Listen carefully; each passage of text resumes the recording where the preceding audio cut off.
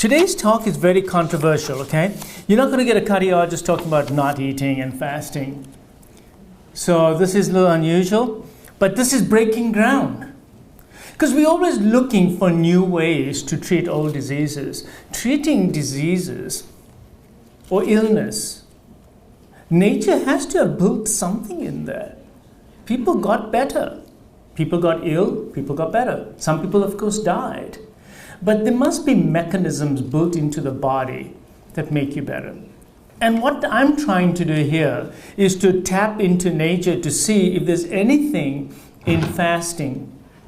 First, I heard about it going through medical school. I said, fasting can't be, fasting can't work. Fasting obviously does nothing. People didn't eat because they didn't have food.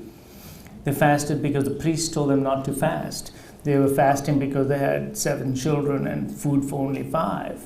But the more I studied it and looking at the biochemistry, being a scientist, I got to substantiate a lot of the things that I say. And if I'm going to look at the mechanisms, I can't just come up with them. I got to look at the biochemistry behind it. So what I've done here is I've made a summary, pretty much. And I have no slides today because I was in surgery right until late afternoon and I never got a chance to finish off my slides. But I promise you all that just like the last 2 ones, this is being recorded and we'll put the slides in later on, maybe in the next week, and then we'll put it up as a proper slide presentation with the lecture in the background. So it'll be just like the previous ones. I hope you all enjoyed the previous 2 that are already on YouTube. Yeah, thank you. So with fasting, if we look back in history, we've been fasting all along. And Socrates was asked why he fasted. And he fasted for mental clarity. So do you get mental clarity when you fast? Well, he certainly did. And yet the prevailing wisdom is that when you fast, oh, I'm going to get sleepy, I'm going to get tired, I need energy. And there's energy bars, there's those little drinks, energy drinks. And when you drink that, you're supposed to get energy. And it's not true. When you go and take a candy or an energy bar, you suddenly feel great. That's because you're a junkie. You just got your high. You just took a shot that boosted your brain's dopamine levels, and you went to the reward center, and that's why you felt better, because you are a sugar junkie. That's why you felt good. Because biochemically, there's no parameter that is measured in that patient to say that, yep, he's lacking energy, and now he took the shot, whatever it was, whether it's those energy shots or an energy bar, and now he feels great. So something's changed. None. This has been shown in animals, in human beings. Clearly, there's no biochemical change going on, none whatsoever. It's all in here. It's mental. So what happens is that when you're a sugar junkie, whenever you eat sugar or simple carbohydrates and you get that high, it goes to the dopamine center in the brain, produces all that dopamine. It's the reward center, and you get addicted to it. And then you need it, and then you feel better when you take it. So when you are fasting also and you're feeling tired and fatigued, and there are reasons for that. But taking another shot of sugar or taking another candy is not the solution. It's nothing to do with that. It's the reward center. And eventually, after a few days, you will come out of that habit. Just like you take an alcoholic and stick him in a room and he can't drink anymore, after a few days he won't crave anymore. It's your craving. It's your craving. So one thing is a biochemical craving. The second thing is your Pavlovian reflexes, where it's 12 o'clock, you got to go down to the doctor's lounge, and you got to eat. Are you hungry? No, I'm not hungry, but I got to eat. It's time to eat. It's evening, I have to eat. I'm not hungry, but I have to eat. So a lot of our behavior is incongruent to our physiology. Our brain has interfered. Our mind has interfered with our body, and we stopped listening to our body. Why did we stop listening to the body? Because you were told to stop listening to your body. By who were you told? The press, the media, people around you, maybe your parents, maybe your friends, that you got to eat 5 times a day. 5 times a day. Maybe 6 times a day you got to eat. This knowledge is totally false. You don't have to eat 6 times a day. You don't need to have that calorie input all the time. This is not right. Oh, breakfast is the best and most important meal of the day. It's not. It's not. The most nutritious meal of the day is the meal that you have. That's it. End of story. But if you want to create a special breakfast meal, you're going to develop a cereal. And you're going to say, this is special breakfast food. Almost sounds like dog food, right? Create this food for the dogs. Now you got a special food for breakfast. You don't need a special breakfast food, especially one that's full of calories and sugar and is totally processed completely. So really there have been a lot of myths about this. So going back in history, man only... So first of all, I want to tell you that you are all very old, all of you, extremely old. And how old are you really? Well, you're about 2.5 million years old. That's pretty old. And about 12,000 years ago, you changed and you started going into agriculture. So until then, you were a Paleolithic being where you ate mostly meat, some vegetables that you found, and drank lots of water. And when you were a Paleolithic being, none of you were such fantastic hunters that you could hunt and eat and kill every 3 hours. So for all those years, millions of years, right? You generated a genetics. That genetics is what you still have now because it was evolved over 2.5 million years. So in the last 12,000 years, you became more intelligent and started agriculture. So now your food changed. So when you went to agriculture, did your genetics keep up with your 2.5 million years of genetic change? Hardly. Because it takes another 2.5 million years to develop a new genetic package. You did not change genetically as your diet changed, but you continue to be an agricultural society because the population grew and it was harder and harder. So agriculture was easier and easier. And then, in the last 200 years, you change your diet again. Now you are industrialized. And now you start eating processed foods. Vegetable seed oils. I told you about that before in a previous lecture. Totally processed. You need massive factories to produce vegetable seed oils. It is so processed. And yet now, we consume that like it's going out of style. All of you consume vegetable seed oils, whether you like it or not, because it's in all processed foods.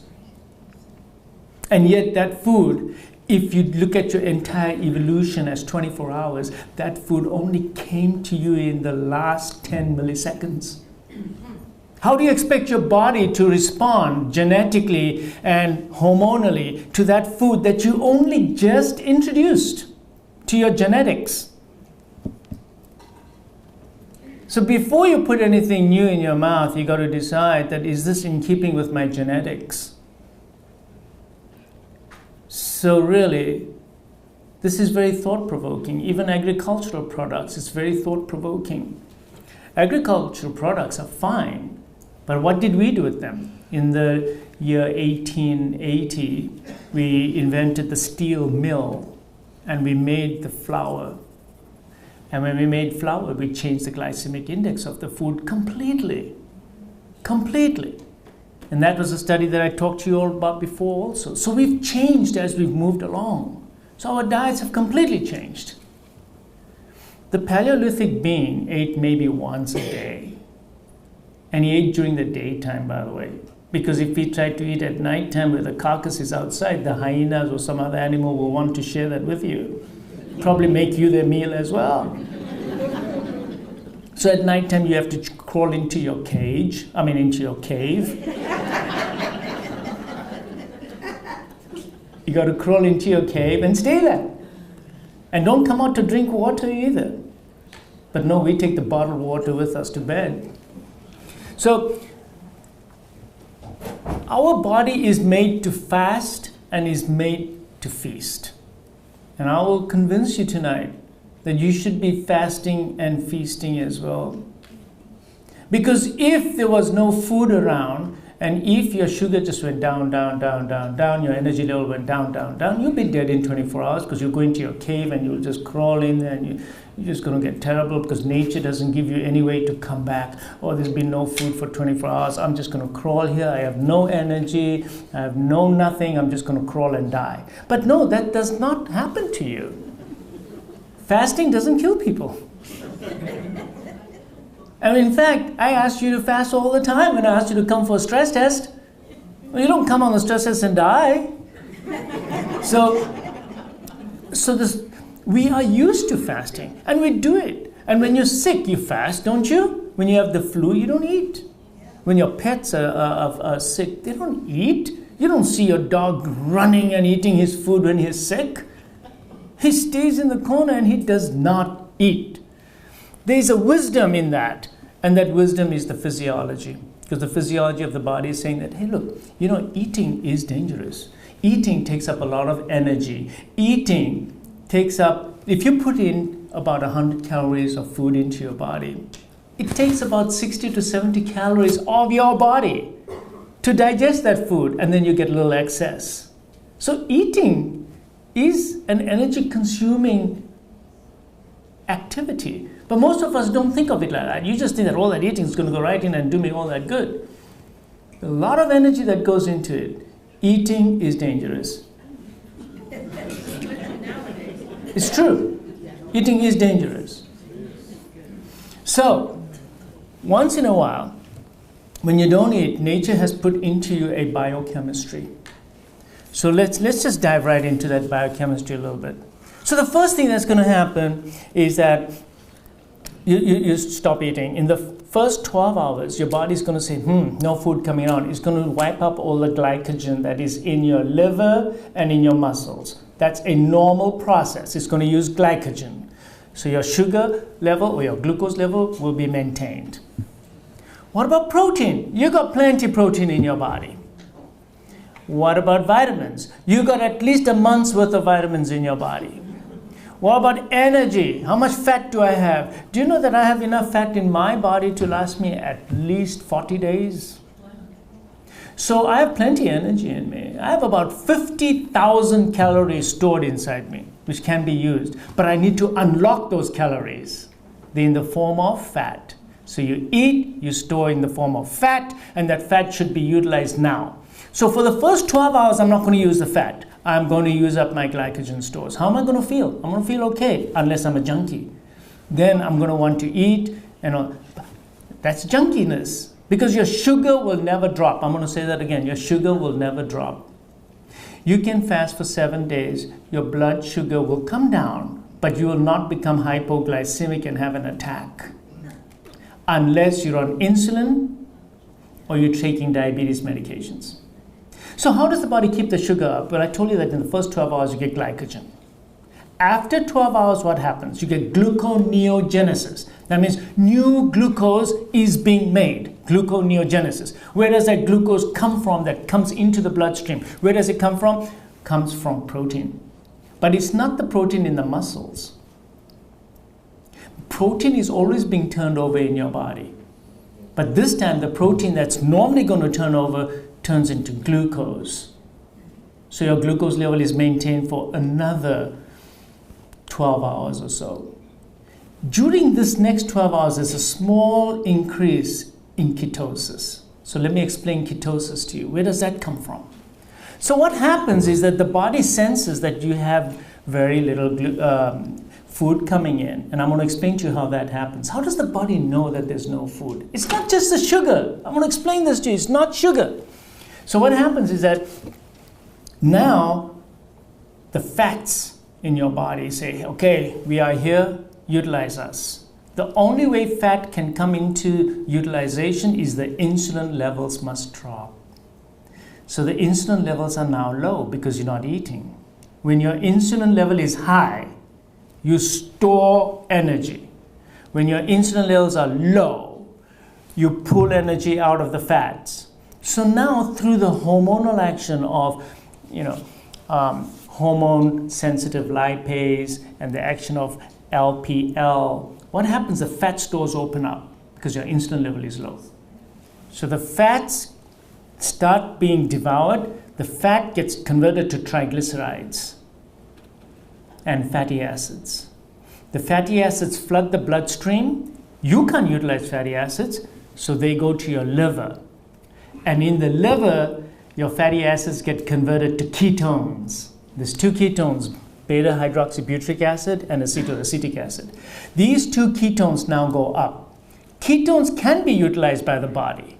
And this is the great breakthrough that I want to tell you, that ketones can be utilized by every cell of your body, including your brain.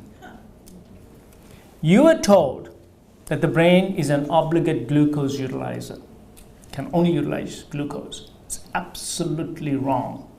There was a study done in Britain where what they did is that they brought the blood sugar down to 30, but they pumped the patient full of ketones. And they were all sitting and talking and having fun and not a sweat. The only one that was sweating was the doctors. The blood sugar, he should be having convulsions. The brain can utilize ketones. After a 7-day fast, 70%, up to 70% of the energy utilization of the brain is through ketones. And the brain likes it. And there's even studies to show that when the brain utilizes the ketones, it actually is a cleaner burn. It burns more cleanly.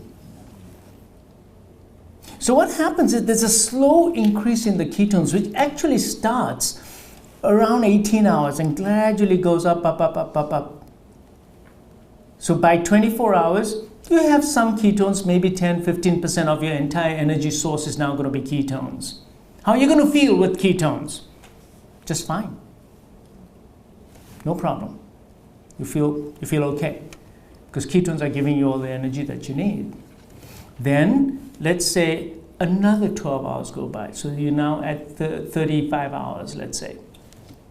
Now the ketones go even higher and higher and higher. And by 3 days, your ketone levels are really beginning to get even better and even higher.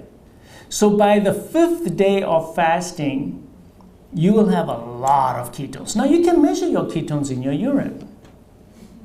So you get a little dipstick, and you can buy this, by the way, it only costs a few dollars, and you just test your urine to see when you become ketogenic. And you can test it. Now, if you've been on a low-carb diet, low-sugar diet, you will go into ketogenesis earlier than somebody who eats a lot of sugar because he's got a whole bunch of glycogen in his liver. Because you got to remember, go through the glycogen first before you start burning ketones. So someone who's on a very low-carb diet, he'll go into ketogenesis much faster. So it's the ketones. And the ketones will keep getting utilized, the fats will keep burning. So now you're doing the right arithmetic. That, okay, fine, I've used up my current account, so I'm going to my deposit account now, and I'm drawing money from my deposit account. Now, what prevents us all from utilizing my deposit account? It's insulin. Because I told you, insulin holds the key to opening up the fat stores. So you want to utilize your fat stores, you have to drop your insulin level. Now, how am I going to drop your insulin levels right now? There's only one way for me to drop your insulin levels, and that's to put you on a fasting program. So now you choose which fasting program you want to be on. Do you want to do alternate day fasting? Do you want to do 18-hour fast? Do you want to do 3-day fast? I mean, how do you want to do this? And that's something we'll talk about and see what kind.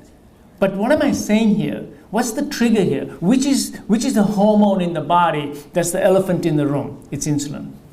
Just like my last talk I told you about.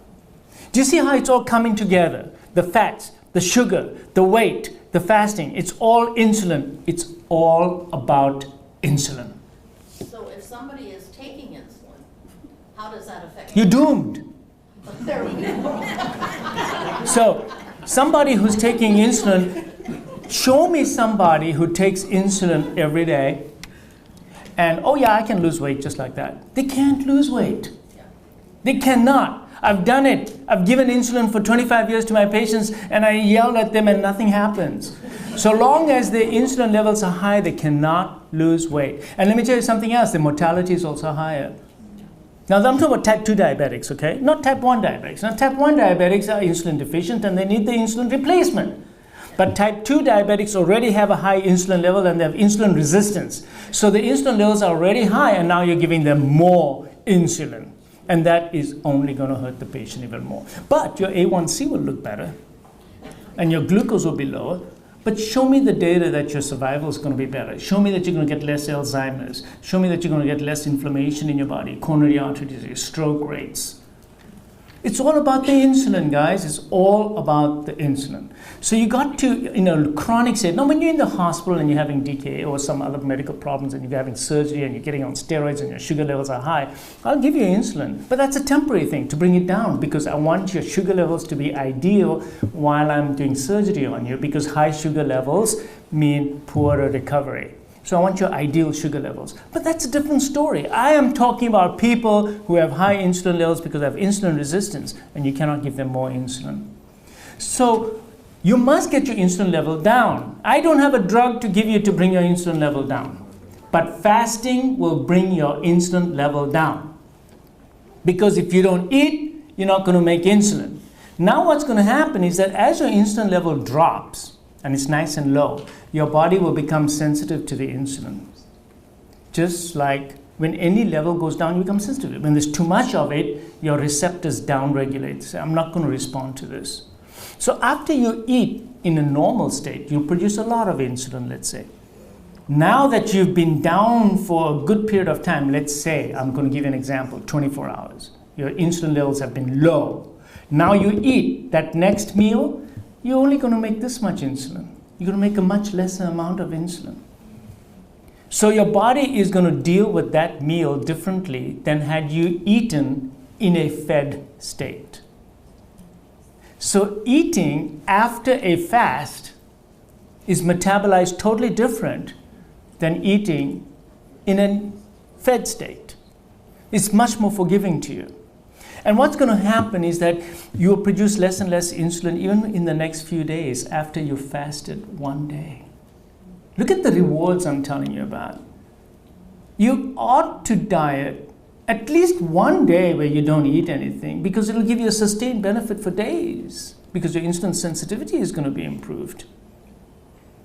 So what happens here is that insulin stays nice and low. Your body becomes more sensitive to the insulin, produces less insulin, so you're not locking the fat stores, and you keep burning fat, which is what you want to do.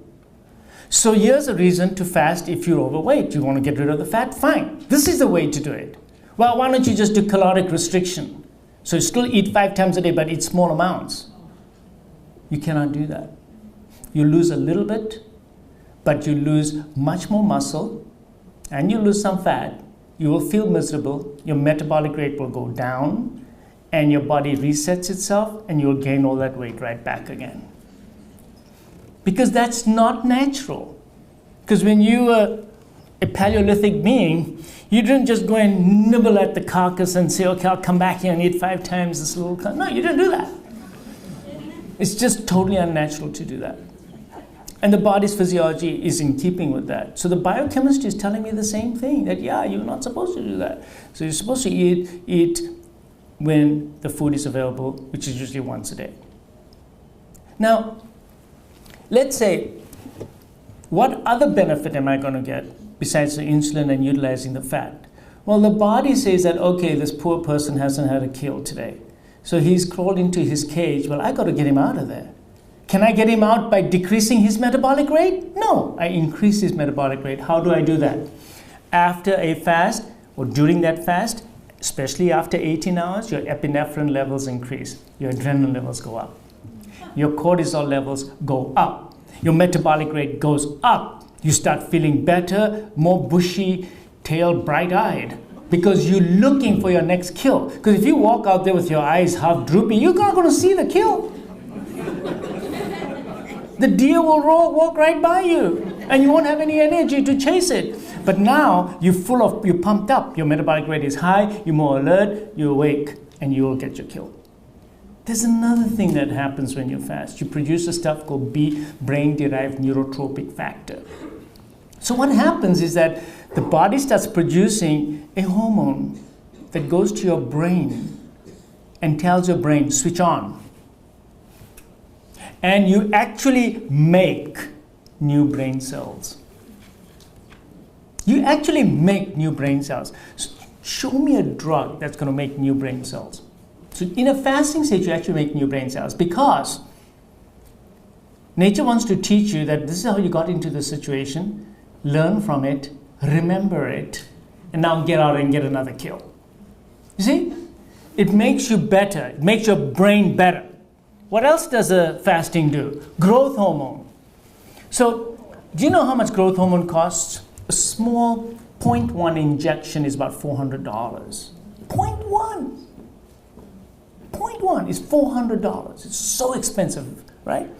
But did you know that if you fast, just a 1.5 to 2 day, there was a 2-day fast in the study. A 2-day fast produced a 2,000% increase in your growth hormone production in a man and 1,300 in a woman.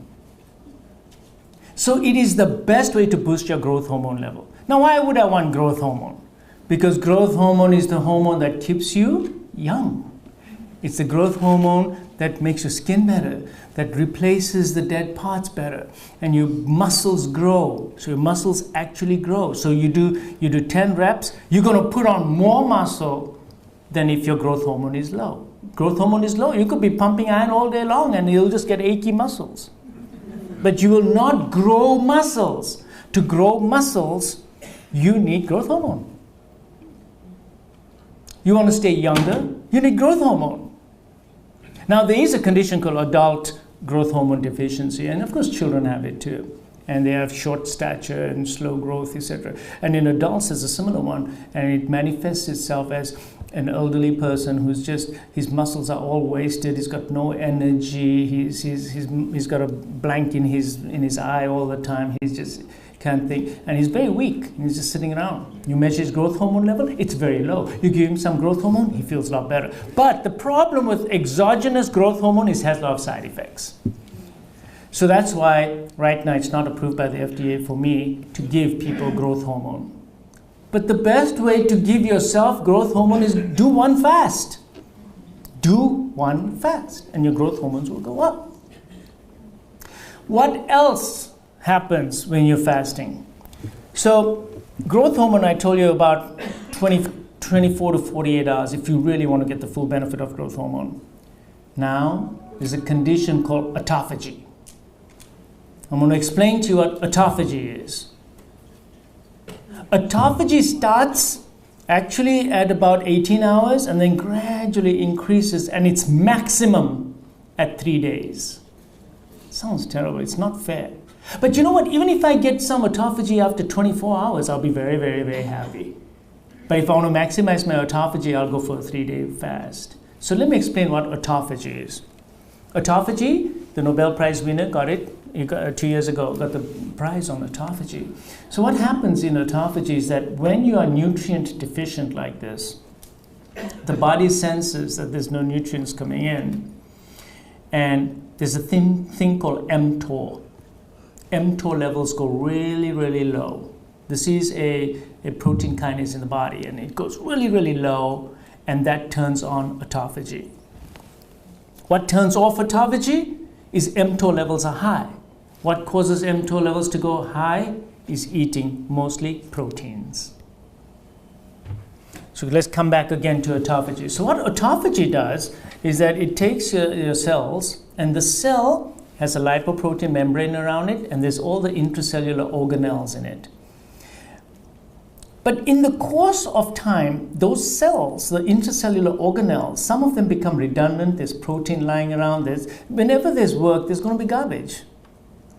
So there are old intracellular organelles and some proteinaceous materials that are just lying around in the cytoplasm. So the body says, I need energy. Recycle. I need to recycle. So the first thing it does, the cell stays alive, and it takes those intracellular organelles, breaks them down, packages them into the lysosome, and digests it, breaks it down into its pieces, So whether it's the sarcoplasmic reticulum or other intracellular organelles, breaks them all down and exports it out of the cell. Once it's exported from the cell into the bloodstream says, aha, I've got some new building blocks now, and the body reutilizes that. Okay, so the body now starts utilizing your intracellular organelles. So you're recycling your cells. So your cell doesn't die. It goes into a state of recycling. And you recycle your mitochondria as well. So mitochondrial parts, because there's a lot of oxidative stress going on in the mitochondria.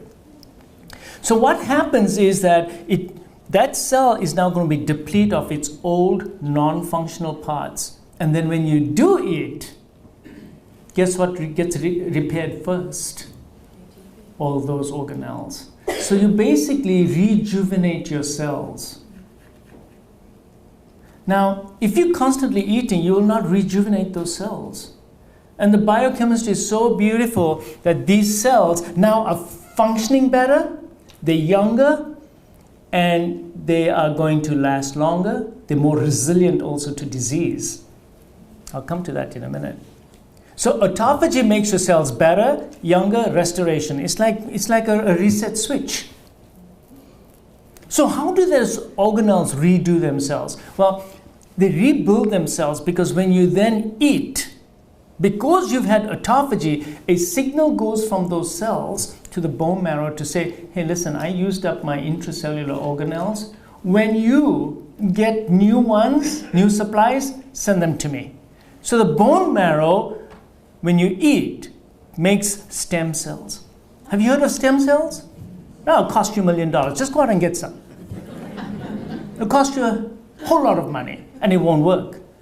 Because when you inject stem cells from the outside, the residence rates are wrong, because they didn't get the message of where to go to. It's all artificial, so it doesn't know. So the brain, look, I injected stem cells in the heart when patients had myocardial infarctions. I was here doing the study upstairs. And what was the residence rate? Residence rate is how many of the stem cells actually ended up in the muscle where I wanted it to stay and repair the heart. Less than 0.1%. Did the ejection fractions go up? No change in ejection fraction. So injecting stem cells from the outside does nothing for you. It was good to study stem cells, and it still is, for the reason that you need to harness nature's way of giving you stem cells. You want a stem cell transplant right now, you're going to fast. It's the fastest way to increase your stem cells. So these stem cells come out of the bone marrow. It's called refeeding reward.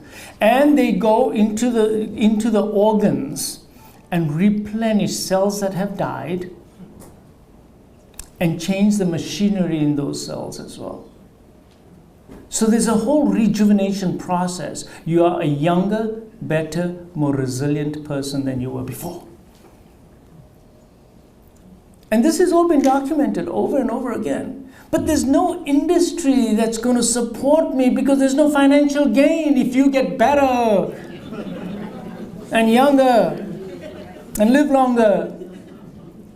Because there's no one there to make money out of it. No one makes money when you fast, they lose money. So, boost your growth hormone, boost your stem cells. This has been very well documented. Not only in humans, in animals too. Well documented, over and over again. It's just that nobody's ever heard of it. And everyone thinks that, oh, fasting is just fasting, it's starvation, it's no good. But there's so much science behind this. So the next benefit, of course, is stem cell mobilization that occurs. And to get the maximum benefit of that, you can't just do, overnight fast. No, you really need to fast, because for the bone marrow to say, I'm going to come in and replace, you got to really have reached that point of replacement. So you can't speed it up either. So the question is, can I do a 3-day fast? Of course I can do a 3-day fast. You got to prepare yourself mentally.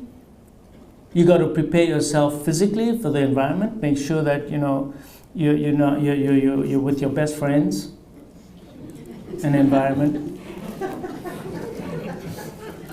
And you got to have water so that you don't get dehydrated. So you can do it. All of us can do it. So you can fast for different reasons. So when would I want autophagy? I would want autophagy, one, just to live longer. Number two, let me tell you something. If you do a 7-day water fast, the studies done in Boston at the university showed that your lifetime probability of getting cancer is reduced by more than 70%. Some studies even higher.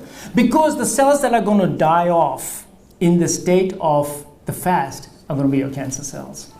Because your cancer cells, look, if I want to do a PET scan on you, I'm going to give you radioactive material. It's got glucose in it. Well, excuse me, the glucose is really low, and the insulin level is really low, so the nutrients that the cancer cells want are not there. Cancer cells do die off. So let's talk about cancer for a second. So the studies have been done that if you fast a person only for 36 hours, that's it, and then give them chemotherapy in that state, they're going to tolerate the chemotherapy better. They're going to have less side effects from the chemotherapy.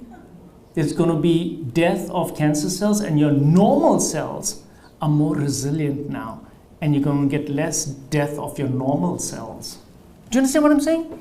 So what happens when you're fasting, your normal cells become more resilient. So when you give the chemo, only the weak guys die, which is the cancer cells. Because you've strengthened through this fasting process your normal cells. So I wanted to do this protocol upstairs in the bone marrow unit where we do a lot of chemotherapy on these patients. But no, nobody said, okay, we want to do this project. They said it would be inhumane to tell our patients to fast before we give them chemotherapy. So what we do, we feed them, then they get nauseated, then they vomit, so we give them Zofran, and then they still don't do that, so then we'll put TPN on them. Because we've all been indoctrinated that we have to feed. I'm just telling you all right now, if any of you get a myocardial infarction, you get admitted to the hospital, I'm making you an NPO. I'll put IV fluids on you, but I'll make you NPO. So even if you do vomit, you're not going to aspirate. You know how much aspiration we see in the hospital over here? And pneumonia and all that from aspiration? It's terrible. Because I'm force feeding you in a sense. Wait a second, your body is not hungry, don't eat. But no, the trays get brought to you, you have to eat. You don't have to eat. There's a reason why you have anorexia when you're sick. Pay attention to your body. Your body's telling you don't eat, then don't eat. You won't die. You might die from eating. So, cancer. I predict that in the next 5 to 10 years, there's going to be major cancer treatments associated with adjunctive fasting. And that's coming, definitely. It's on its way. What else can be used for? Autoimmune diseases. There's numerous studies to say that you have inflammatory bowel disease, rheumatoid arthritis, lupus, any of these conditions, and you get a flare-up of it, fast for 3 days. It's the most potent thing you can do as an anti-inflammatory. Because first and foremost, your bowels are totally quiet. There's no energy being used for digestion. Your body's energy resources will be utilized to repair yourself. A lot of autoimmune diseases start from your gut as well. Gives your gut a chance to heal so that you get less leaky gut syndrome. So that fast actually heals, it gives your gut a chance to heal as well. Autoimmune diseases get better. Then what about diabetes? Diabetes definitely gets better because I just told you the insulin resistance gets better. So that gets better. What about Alzheimer's? Oh yeah, you know, poor granny, we can't pull the tray away from her. But sometimes that's the best thing you could actually do. Give her lots of liquids and don't feed granny for 3 days if she's got dementia. Social services will be after you. It could be anybody, not just the granny. But don't feed her for 3 days. Just give her lots of water. I promise you, neurologically, she'll start waking up. The fog will go away. The confusion will get better. It can get better. And it should get better. And there's no harm in trying because she won't die in 3 days. So 3-day water fast. So what do I mean by the water fast? 3-day water fast. That means you can only drink water for 3 days. So drink lots of water. Now why do you need to drink so much water? Because all reactions occur in water. And secondly, you'll pee a lot when you're fasting. But I'm not drinking that much. I'm not eating. And how come I'm peeing so much? It's because when your insulin levels go down, insulin holds on to water. Now there's no more insulin, so that water gets diuresed out of your body. So you will notice that you pee a lot, so you need to drink more when you're fasting. That's number one. Now, what about electrolytes? Well, electrolytes will be conserved by your kidneys. Your kidneys are very good at holding on to electrolytes.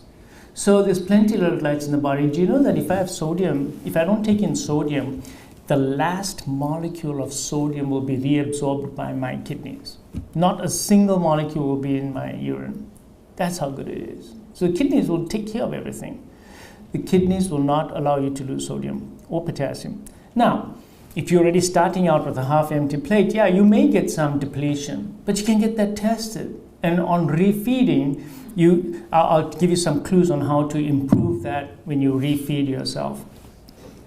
But it's unusual to get electrolyte imbalance. But if you do get it, take a pinch of salt in the water, and you'll find that your cramps get better, and your dizziness gets better, and your headaches get better. So these are complaints that a lot of patients have, that, oh, you know, I was fasting, but after about 15 hours, I had a bad headache. Well, go and drink more water with a little bit of salt in it. And put Himalayan salt, because that also has some magnesium and other things in it. And you'll feel a lot better. Dizziness is usually due to low blood pressure, because your blood pressure comes down. So you get dizzy when you're fasting, it's not because your sugar's down, it's because your blood pressure's lower. Drink water. And cramps. Some patient gets cramps, put the salt again. And also in the evening, put yourself in a tub of Epsom salts. Or you can get some magnesium, and there's a liquid magnesium you can just put on your skin, you can spray it, and that'll give you magnesium. And that's what it's all about. So give yourself salt, some magnesium, you'll start feeling better. Patients say that, oh, I get so hungry. Well, hunger comes and goes. There's a ghrelin increase and decrease according to the circadian cycle. So all you have to do is pay attention. Yes, I'm hungry. All right, drink some water. Expand your stomach. And you'll feel better. Half an hour later, the hunger's gone. Keep your mind busy. Get going. Do something. Have your chores. Get them done. Your hunger will go away. Patients don't continue to be hungry all day long. It just doesn't happen. If they are craving, it's again, like I told you, they'll develop a Pavlovian reflex, or they'll become a junkie. So hunger comes, hunger goes. Most patients find the second day the hardest, and then from the third day onward, they actually feel good. And the third and fourth day of fasting, fourth day they feel phenomenal. On the fifth day, they want to go running, they want to go to the gym, they feel wonderful. So you got to get over that hump. If you really want to do that type of a fast, you have to know that I'm going to face a problem. On the second day, it's going to be hardest. Third, fourth, fifth day, I'll do better. So who should do the long fast and who should just do intermittent fasting? So first and foremost, if you just want to be healthy, eat once a day. At the most, twice a day in a 6 to 8 hour window period. So that's called time-restricted feeding. So if you just want general maintenance, you want to lose a little bit of weight, you want to stay healthy, you don't want to become a diabetic, you don't want diseases of modern man, then start eating less frequently. Start learning how to eat once a day or twice a day in a 6 hour window period. So if you're going to have lunch at 1 o'clock, you should have dinner at 6 or 7 o'clock, and that's it. No snacking in between, because every snack will increase your insulin levels and it breaks your fast and your ketogenesis as well. So on a daily basis, it will give you a little bit of autophagy, it will give you a little bit of ketosis, and you will burn fat. Your body will learn how to take food in when you're eating and then burn the glycogen, and then for about 4 hours or so, it will pull out some from the fat. So there's a nice cycle there. Then once a week, you can extend that further by just skipping the evening meal also. So instead of a 24-hour fast, it becomes a 36-hour fast once a week. That will give you a huge boost in your immunity. You'll find you won't get the flu. Your immunity will get better because your immunocytes are now new, because your stem cells have kicked in. 36 hours is a magic number, and it's doable. To tell everybody to do a 3-day fast is kind of tough, or a 5-day fast. But people have done this. Some of my patients have done 7-day fasts. There's some people with whom I communicate with my iPhone all the time, 14-day fasts. But they're doing it because they have severe diseases. So they have a lot of chronic disease that they want to get rid of. And they do it. And they don't do it a lot. They'll do a 7-day fast every 6 months. That's it. You don't have to. Now, the rest of the time, they're doing time-restricted feeding. Because they have these chronic diseases of Alzheimer's or diabetes, or they've had 2 cancers already, or they want to just lose a lot of weight, and they want to get rid of that high insulin level. So eating in a time-restricted period, that's good for all of us. I think that our life revolves around eating too much. And we've been bamboozled by industry and by just all sorts of nonsense out there. And there's a growing community that understands this. So I just want to give you a little bit of chemistry. I want to tickle you with some chemistry. So how does the body know that you didn't eat? Because all of you think, oh, it's sugar. My sugar level go down, that's how my body knew that I didn't eat, right? No, it had nothing to do with that. Your body knows what you ate. How did it know what you ate? How much protein, how much fat, how much sugar? It's very complicated. But one of the things is your NAD, which is one of those little molecules inside your cells. And it looks at the ratio of NAD to NADH. And that is determined a lot by how much fat metabolism is going on in your cell, which occurs in the mitochondria, and how much glycolysis is occurring in your cytosol. Long and short of it, you don't need to know all that. All you need to know is your body knows what you ate. So when you are in a fasting state, they mobilize a bunch of enzymes or proteins called the SIRT1 molecules, SIRT-1 molecules. They go up in your body in a fasting state. And in that state, it binds to acetyl groups. Now, what's so important about that? So when the SIRT is up, it binds with acetyl groups on your histones, which are on your DNA. So you all know, now this just follow me on this, because this is really, it's exciting, because if you know the knowledge behind this, you'll get excited about it, and you'll want to do it. So your DNA, you have your full set of DNA, of which you only express a fraction, less than 1%. All the rest of your DNA is all covered up with the histones. Histones are like a spring that's over your DNA and doesn't expose it. So what the SIRT does, it binds to the acetyl groups and it untwists histones in certain parts of your DNA so that that part of the DNA can start making proteins. So it's called expression. Your genetic expression changes because now you're making new proteins. So you see how your diet affects which genes are now going to be expressed. And those genes make proteins, and that's how they carry out the effect in your body. So the SIRT1 actually activates a gene called the FOXO3 gene. And this FOXO3 gene activates many other genes, and this is what those genes do. And it's very exciting. It activates all the antioxidant genes in your body. Naturally. Naturally. So you don't need to go and buy vitamin C and vitamin E and all these things. And yeah, so what activates FOXO3 also? Turmeric does that. You think turmeric is an antioxidant? It is, but through the mechanism, it turns on a certain gene. In itself, it has no antioxidant properties. Why am I doing vitamin D3 levels on everybody in my office? Because one of the most important vitamin involved with gene expression is vitamin D. If you're vitamin D deficient, your gene expression is handicapped. So when things happen to you, or when you're not eating, or when you get sick, your body's genetic material cannot reveal itself in a normal way that you're supposed to. Do you understand what I'm saying about vitamin D? You're handicapping yourself in your own ability to repair your body because you're vitamin D deficient. And I can tell you right now, 90% of you are in this room are vitamin D deficient. 90% of you are vitamin D deficient. I can tell you that for sure. That's why all of you have to get your vitamin D levels done, and you need to be taking vitamin D3. If you are low and you need to be sitting in the sun for 10 minutes every day, you got to do this. You cannot guess what your vitamin D level is. You need to check it.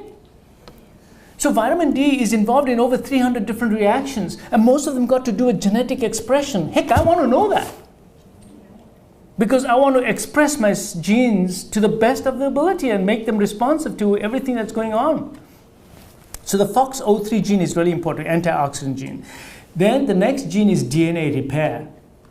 So it activates my DNA repair mechanisms because my DNA is bombarded every day by radiation, by toxins, by food also, and my DNA crumbles every day. That's why I get old.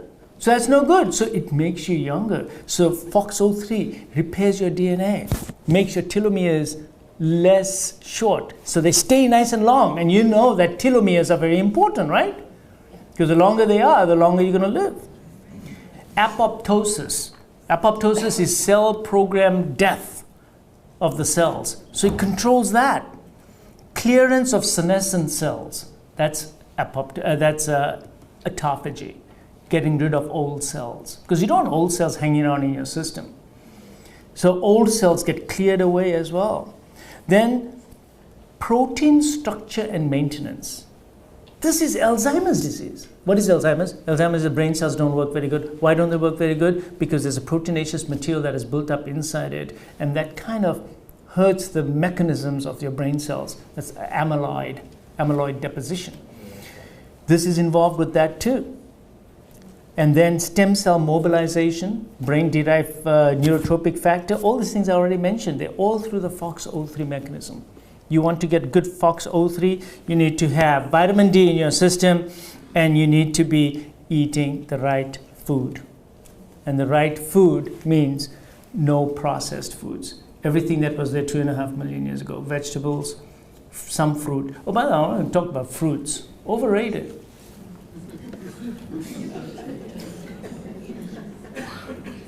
So what happens is that at the end of the summer and fall, the fruit is bearing there. And you're supposed to eat the fruit with all that fructose to get you through winter, but winter never comes. So you keep eating throughout the year. And you keep gaining the weight. So fruits are good for you, but you're supposed to eat one fruit a day. That's it. And choose the most colorful fruit you can and mix it up a little bit. But please don't eat 5-6 fruits a day. I mean, that's just crazy. And eat fruit that have a low glycemic index. High glycemic index fruits are watermelon, all the melons that you have, all the stuff that they give you when you order a fruit plate in the restaurant. That's all that bad stuff, all of it. The kiwi fruit in it is bad. The grapes are bad. Bananas are 50-50. But the best things are apples, peaches, plums, apricots. Those are very healthy for you, right? Because there's a lot of fiber in it also, low glycemic index. So there you go. Pears are very good. So now, what other agent helps you to express your SIRT1 better? It's omega-3. Now you know why I'm so anal about omega-3 levels. They need to be, so again, I can promise you not 90%, I think 95% of you in this room are probably omega-3 deficient. Now, may not be an absolute deficiency, but the ratio of your omega-3 to omega-6 is off. It should be ideally 1-to-1. But I bet you most of you are about 20-to-1. Because omega-6 is found in all the vegetable seed oils. So what happens is that this ratio is because what happens is 3 and 6 compete for the same substrate. So you can be taking fish oil fine, but if you're also using vegetable oil, you've just defeated the purpose. So omega-3 also lengthens your telomeres, as does vitamin D. See, simple measures, simple things. What else lengthens your telomeres and helps with your DNA is meditation. Meditation actually has been shown to increase your telomeres. And lack of sleep shortens them. And melatonin. I want to say something about melatonin. Melatonin prevents cancer, but it also turns on FOXO3. So if you're not getting melatonin, you're not getting sleep at night, you're not getting rejuvenation. Now you know the mechanism of why you get so old, because you're only sleeping 3 hours a night or 4 hours a night, or worse still, you're doing night shift or all those things, and therefore your sleep is totally dysfunctional. But very, very important. Okay, so now you know that the body actually is very intelligent. What you eat immediately starts changing your genetic expression. Did you ever think about that? I never thought about that until I did all this research and started researching all this about 5-6 years ago about diet. I always thought that, oh yeah, it'll just change my hormones, my cholecystokinin, my insulin. My genetic expression changes with every meal that I eat? Yes, it does. It's very empowering to know that. Don't forget it and pass it on. So when you eat proteins, you produce a stuff called insulin-like growth factor 1. Now, this is a warning to all of you, okay? Too much protein will produce too much IGF-1, insulin-like growth factor 1. That turns on mTOR. I mentioned mTOR earlier on. And these are protein kinases. And what this does, it stimulates your ribosomal production to make more protein, which is good. So when you eat protein, you make more muscles. That's fine. But you also have cell proliferation. And what that does, it increases your risk of cancer. Now, there's absolutely no doubt that a high protein diet increases the risk of cancer. I think that data is unequivocal.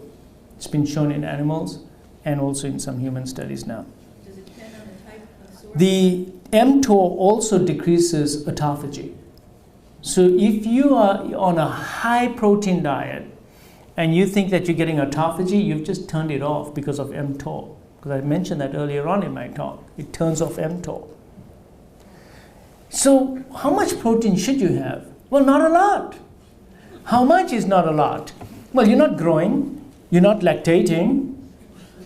You've all passed puberty. You're not bodybuilders. 0.35 per pound. That's it, grams per pound. So I weigh 150, so 50 grams of protein. That's all I need. And I'm going to get enough of that in my regular diet. Taking protein powder, not a good idea. Not a good idea. Cut it out. We did it. We all did it. I did it for a while. You will notice your sugar levels go up because it stimulates your insulin production as well, and it's got a lot of glucose in it, and it will cause IGF-1 levels to go up, and it increases protein synthesis, risk of cancer, and decreases autophagy. Now, I just told you that autophagy is so important, and here this thing turns it off. Don't do protein bars, for goodness sake. You don't need it. And nature doesn't give you protein on its own. It gives it to you in the form of meat. You want some protein? Go and eat the meat. You want some protein? Go eat the chicken or the fish. And make sure it's nice and lean and not fed on corn, because then you'll get too much omega-6 as well. So there you go. Now, so insulin-like growth factor is just like growth hormone. So there's a group of people out there in Ecuador, and they have Laron syndrome, which is a gene mutation. I got to tell you about this. What that means is that the growth hormone receptor has a mutation. So it doesn't work very well. So these people are very short. They're real short, they're real stubby as well, but they live to be 100, 110. And they have no cancer and no high blood pressure.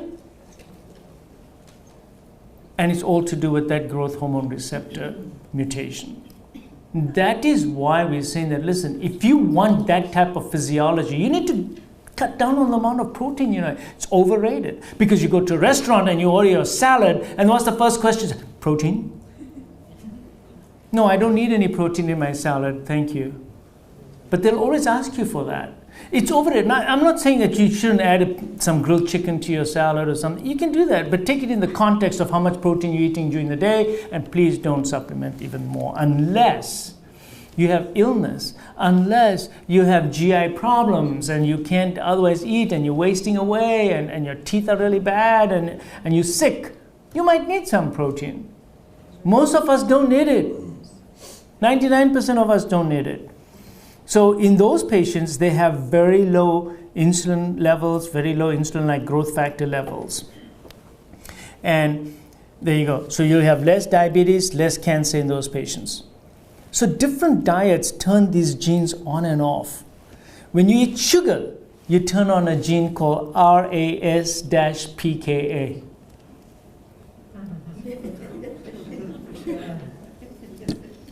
It's crazy. So this is a protein kinase as well. And what does that do? Again, it turns off autophagy, increases the production of your insulin, and basically makes you more inflammatory because it turns off all those things. So you become inflammatory. Sugar causes inflammation in the body. Fructose causes insulin resistance in the liver. I went over that with you all before. So sugar is very, very bad for you. Sugar is a poison. Sugar is not natural. Sugar was never found in nature. It's a totally processed food. It's processed. It's as processed food as all the other processed foods that you eat. It's just as, but people think sugar is just, it's natural sugar, you know, it's sugar. No, it's not sugar. It's processed. It's totally processed. There's no such thing as sugar. It's totally processed. So, if you don't want cancer, heart disease, diabetes, degenerative joint disease, inflammatory conditions of the bowels, then don't get old. Don't get old. Now, why did I say that? Because there's a lot of truth to what I'm going to say here, okay? So, all these conditions are conditions that occur in aging. If you can slow down aging, you won't get those conditions. So what is the best way to stay young? Your genetic material, and for you to constantly stay young. But I told you already how to do that. Fasting. Keep your weight down. Eat the right foods. Your genetic material will stay young. You stay younger, you're not going to get those 5 conditions. If you get prematurely old, and by the way, we're getting old fast. It's 30-year-olds and not even 20-year-olds coming into my office, and they're already 50 years old. Because of the lifestyle. What they're eating, their lifestyle, their sleep patterns, their stress patterns. So don't get old. So everything that I'm saying is also anti-aging. So now, does that mean I'm an anti-aging doctor? I am. But there's a lot of other people out there also doing anti-aging. But I'm a different anti-aging kind of doctor. I do it more naturally, and I know the science behind it. So I'm not going to tell you to go and, you know, take the special cream and put it on you and eat the special concoction, because how natural is all that? Just how natural is that? I mean, if you want to be natural, then you don't walk away from one of those providers with a bag load of drugs and creams and other things. I mean, how natural is that? I have nothing to sell you. I got nothing. I got vitamin D in my office. I got vitamin K2. By the way, you all should be on vitamin K2 as well. What is vitamin K2? Vitamin K2 takes the calcium, takes it out of your tissues and puts it back into the bone where it belongs. So how come you got vitamin K2 deficiency? Because you all went on that low-fat diet, right? So it's absorbed through fat. You don't have fat, you're not going to absorb vitamin K. You don't have fat, you're not going to absorb vitamin D. How do you think you all became vitamin D deficient? Because we went on this low-fat craze. Low-fat this, low-fat that. So it compounded your nutritional deficiency.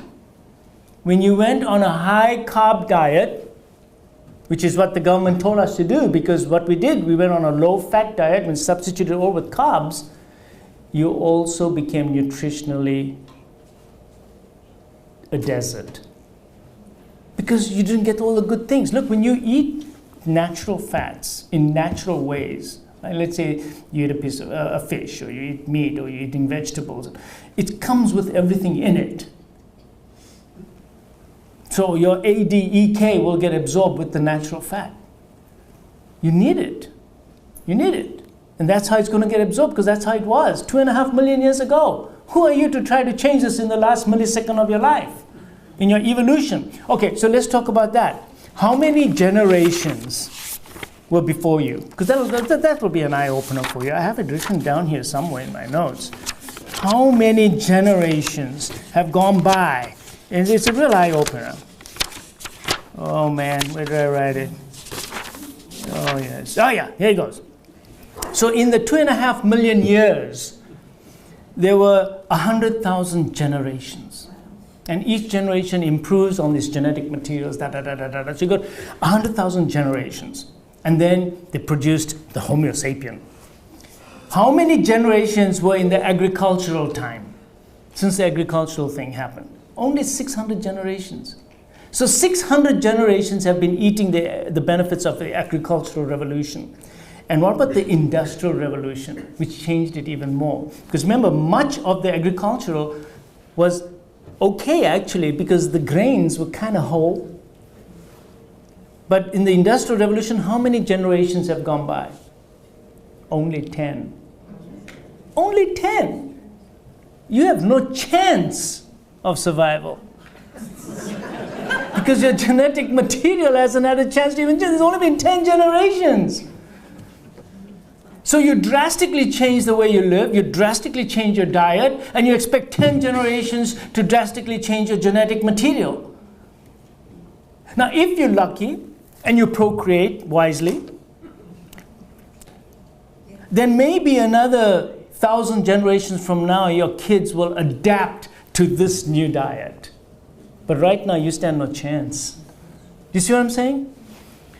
Stay on this diet, stay on this lifestyle. And after another 1,000, maybe 2,000, 3,000 generations, the new human being will have adapted to today's food. You won't stand a chance. So there you go. All right. So how much more time do I have? I have a little bit more time. So I want to give you a few more hints over here on fasting and things to say about fasting.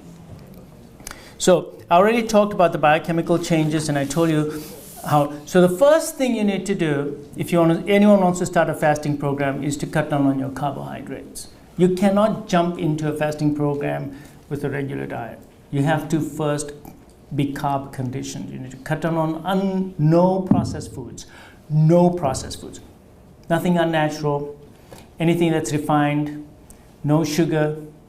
No drinks except for water and tea and coffee. And by the way, when you're fasting, you can have tea and coffee and all that, but without the milk or cream. You can add a little bit of coconut if you want, coconut oil that is, or MCT oil, because that'll give you some satisfaction and take away your hunger for a while.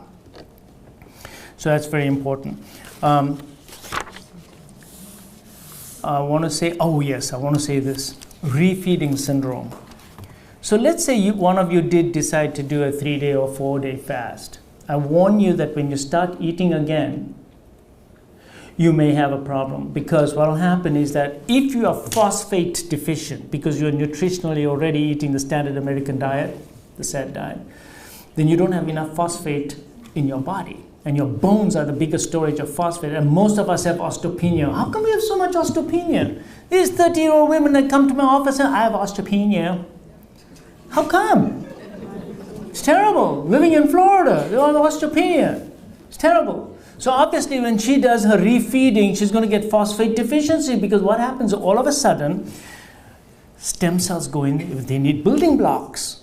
And one of the building blocks is phosphate, to replace the cells that have died. And so you get phosphate, so you get tremendous muscle weakness and muscle aching, and that's from phosphate deficiency, and that can happen. So when that happens, you need to go and get some bone broth. So all of you should know how to make some bone broth if you've made it. The Indians have been doing it for years. But just put some bones in there and how to cook the bone broth. You should know how to make one. Now, if you're a vegetarian, you can make it out of vegetables too. But it's very, very helpful. And even during a fast, if you absolutely have to do anything, you can have some bone broth during a fast. Okay? Bone broth. Because it's got a lot of glycine in it, and it's got phosphate, and it's got a lot of minerals in it. And that will really help you, even the magnesium. So it will help you overcome some of your problems. So learn about bone broth. And don't buy ready-made bone broth. Make it yourself. By the way, there's lots of recipes now on the low-carb diet, what kind of breakfast, lunch, or dinner, whatever you want to cook is available, bone broth, how to make it. My favorite book that I use is Jason Fung's book, right? Jason Fung, F-U-N-G. He's the nephrologist up in Canada, and he sees all these really heavy-duty diabetics, and he does amazing work. But you see, he's learned all these tricks to make success. So the potassium can fall, magnesium can fall, and phosphate. So refeeding, just be careful, use bone broth during that time. Already mentioned all the side effects, which are okay. Coffee, tea, I mentioned the tea, and black tea. Medicines. Pardon? Medicines. Medicines, yes. When you're doing fasting, it depends which medicine. Now, if you're taking diabetes medications, and I'm telling you all, if you're taking diabetes medications, they will cause a drop in your sugar level, and it could be a dangerous drop in your sugar level. Especially insulin should not be taken. And glyburide, glipizide, those agents should not be taken. But don't do that without your physician knowing. You've got to involve your physician. If you're a diabetic patient, your physician needs to know about it. If your physician doesn't want to know about it and doesn't approve of you doing fasting, well, maybe you need to find another one. You see, because, and look, it's not bad. Look, physicians are great, but we're taught to treat illness. Get sick, and I'll know what to do with you. But you want to stay healthy? Heck, I don't know. That's the problem we have. So it's not that they don't want to help you. It's just that they don't know. They've never been there to handle that kind of situation. I'll tell you what I do with my patients, okay? I stop the insulin right there. No more insulin, and I stop glyburide or any other agent that drops the blood sugar except for metformin. I keep them on metformin. And then I tell them to measure the blood sugars. And for 3 days or 2 days, they may have high blood sugar, but that's not going to hurt them.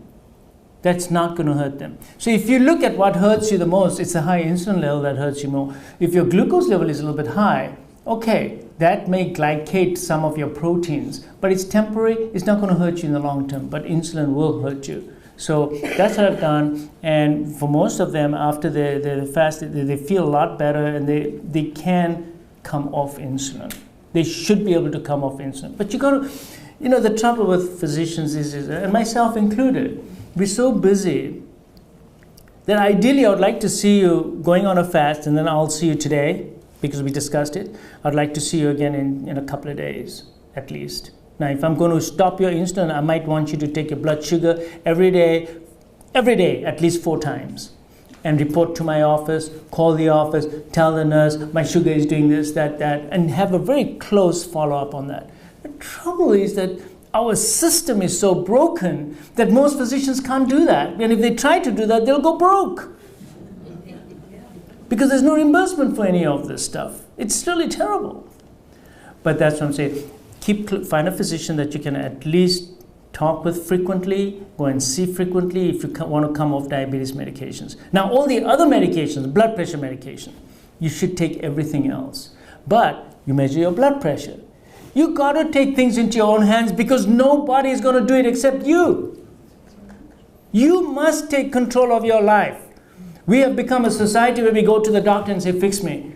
No, you got to do it yourself. You must take your blood sugars every day, get your ketone sticks over there, get your blood pressure machine, start taking your blood pressures. If your blood pressure starts going below 100, you call the doctor, hey, my blood pressure is level, just need to be on Vasotec. Oh no, stop the Vasotec. Good, fine, done. And that's what happens actually. So it's hard to predict who's going to drop their blood pressure and who's not. But generally speaking, you got to be very vigilant. And you need a doctor that you can quickly approach or a walk-in clinic that you can walk into. That's why I have my walk-in clinic, right? People can walk in And yeah, they might have to wait, but at least they're going to be seen. And if I'm tied up, at least my practitioners will take care of the patient. So your blood pressure will drop because you become volume depleted, or because of your physiology changing. Your physiology is changing, that's why your blood pressure is dropping. So yeah, you can come off, look, high blood pressure, sugar, high triglycerides, and low HDL are all part of metabolic syndrome. This makes metabolic syndrome better. Therefore, your blood pressure will come down, your sugar will come down, your triglycerides will come down, and your HDL will go up. I told you all before that the lipid abnormalities that you see, very few of them are primary lipid abnormalities. The rest are all reflections of your glucose metabolism that has gone haywire. So the most important things to look for on your lipid panel is not your LDL. It's your triglycerides and HDL and the ratio of HDL to triglycerides. If it's off, you have a sugar problem. Even though your sugar is good or your hemoglobin A1C is good, if your triglycerides are high and your HDL low and the ratio is greater than 2, you probably have high insulin levels. And that needs to be determined, and the treatment of high insulin levels today is fasting. Changing your diet and doing intermittent. Now, what do I do 6 months down the road? The patient comes to me and says, oh, I've lost all this weight. Look, I feel great now. I'm down on my medications. I'm hardly taking anything now. I will repeat his insulin levels. If they are good, I'll say, you know what? Things are much better now. You don't have to be so crazy about your diet anymore. But automatically, most of them still do time-restricted feeding because they love it. They feel so good doing it. So very few go back to eating 5 times a day. You know, so there you go. So very important that we do this. I wanted to mention something else too. Yes. So studies are very hard in humans, but I wanted to show you one study that was done in monkeys about fasting. So they took the monkeys, the rhesus monkeys, which we're very closely related to them. They deserve more respect, I think. So, rhesus monkeys. So they took the experimental group, gave them 30% less calories. The standard teaching for weight loss, 30% less calories, right? So 30% less calories. And the control group, they gave them milk protein, corn oil, sugar, and unlimited feeding times. Pretty much like an American diet. That was the control group. And then what they did is they looked at the outcome at 5 years in these rhesus monkeys. There was 20%, those who had restricted calories, the 30% restricted calories, they lived 26% more than the control group, 50% less cardiovascular disease, and greater than 90% no diabetes, just by cutting calories down. Our food is so full of calories. The more calories you eat, the more disease you're going to get. There's absolutely no doubt. So now, the NIH, they didn't want to be outdone, so they did a study. They also did 30% caloric restriction. But in the control group, now watch what they did in the control group. They gave them plant proteins, no animal protein except for a little bit of fish. 5% fat only, so they gave them some fat. 4% sugar in their diet. And they were only fed twice a day. And what did they find? What do you think? Did those monkeys do better than the 30% caloric restriction, or do you think it was as good as the caloric restriction? They did better. Yeah. So again, it's your diet. So just simply cutting down on 30% calories is not the way to go. It's no longer calories in, calories out. It's how your body reacts to the calories and what calories go in. It's your hormonal response. How you respond hormonally and how you respond through your genetic expression. So be careful what goes past the tongue, because that's going to determine your future. And I always like questions and answers, so I'm going to stop right there. But today's main message is, if you want to do a serious fast, talk to somebody who knows a lot about fasting. Do it with somebody Talk to your doctor if you're on diabetes medications or blood pressure medications. If you want to simply replicate the Paleolithic way, eat once a day or twice a day only, do it in a time-restricted fashion, all of you can do it. All of you. You don't need medical permission to do that. The only time I'm telling you to seek more help is if you want to do a 3-day, 5-day, or 7-day water fast, or even more water fast. All right? And there's a lot of books that you all can read, especially Jason Fung's book. And if there are any other questions, by the way, as I said before, this talk, I'll put my slides in there and then post it onto YouTube. Galen Foundation wants to continue doing stuff like this. So my next one, I'm going to talk about all sorts of things, including sleep. I'm going to do a whole topic on sleep and how to improve your sleep, because that's so important. So I want to do that, but Galen needs help as usual. So any help you all can give Galen Foundation is really, it's a 501(c)(3), and if you know people who would like to help this type of organization, ask them to help us out as well. And of course, they can come to our talks and our websites as well.